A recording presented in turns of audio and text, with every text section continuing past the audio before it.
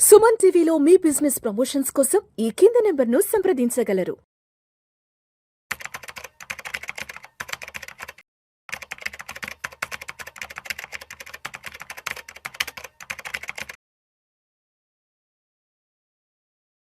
రామచంద్రమూర్తి గారు నమస్తే సార్. నమస్తే విష్ణు గారు. రామచంద్రమూర్తి గారు, మొన్న ఈ మధ్య రీసెంట్ గా సోషల్ మీడియాలో ఒక ఆర్టికల్ చూశాను. ఏదో స్టేట్ బ్యాంక్ ఆఫ్ ఇండియా ఒక 300 కోట్ల రూపాయలని లాస్ అయిందంటూ కూడా ఏదో ఒక ఆర్టికల్ ఏదో ఉంది. ఆర్టికల్ ఏదో చదువుతాను. India's biggest bank took a hit, 300+ crore loss from rupee trade, what really happened? ఏం జరిగింది అసలు? అంటే స్టేట్ బ్యాంక్ కి సంబంధించి 300 కోట్ల రూపాయల లాస్ ఏం జరిగింది, ఎందుకు జరిగింది అసలు? స్టేట్ బ్యాంక్ ఏంటంటే సార్, ఇప్పుడు ఒక్క బ్యాంక్ అంటే ఇది డైరెక్ట్ గా స్టేట్ బ్యాంక్ కి నెగిటివ్ అని చెప్పట్లేదు, జస్ట్ ఒక వార్త, ఒక అనాలిసిస్ అంతే. బట్ ఇది కన్ఫర్మ్ చేయాలంటే టోటల్ ట్రేడింగ్ అకౌంట్ అంతా చూడాలి, ఫైనాన్షియల్ ఇయర్. అంటే మొన్న రూపీ తగ్గినప్పుడు ఇప్పుడు రూపీ ఎక్స్పోజర్ ఎక్కువ తీసుకున్నారు. అయితే ఇప్పుడు రూపీ స్ట్రాంగ్ అయింది, దాదాపు 2 రూపీస్ పెరగటం వల్ల పొజిషన్స్ ని ఫోర్స్ఫుల్ గా క్లోజ్ చేసుకోవాల్సి వచ్చి 300 crores లాస్ అయ్యారు అనేది న్యూస్. అయితే ఇది జరిగింది ఈ లాస్ట్ 1 week డేటానే మనకి అవైలబుల్ ఉంది. బట్ యాక్చువల్గా ఎంత లాస్ అయింది, ప్రాఫిట్ అయింది అనేది మనం చూడాలంటే ఇయర్ మొత్తం డేటా చూస్తే కానీ అర్థం కాదు. అయితే దీనిలో మనం అర్థం చేసుకోవాల్సింది ఏంటంటే, ఈ కరెన్సీ ట్రేడ్ చేసే వాళ్ళకి బ్యాంక్స్ ఎక్కువ పార్టిసిపేట్ చేస్తాయి.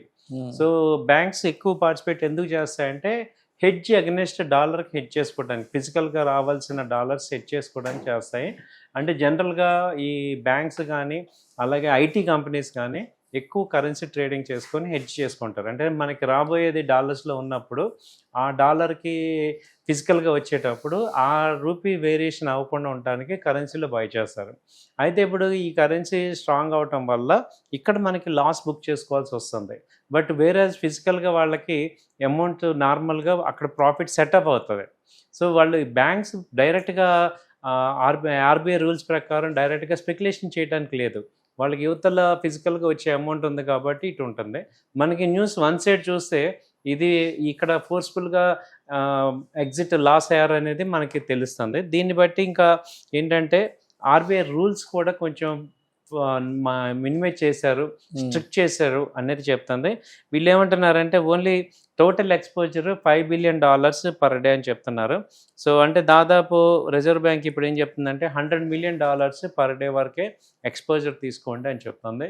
సో కరెన్సీ మార్కెట్స్ దీన్ని బట్టి అర్థమవుతుంది ఏంటంటే, మెయిన్ బ్యాంక్స్ కానీ ఫైనాన్షియల్ ఇన్స్టిట్యూషన్స్ కానీ అలాగే కరెన్సీ హెడ్జ్ చేయడానికి ఎక్కువ వాడుతుంటారు.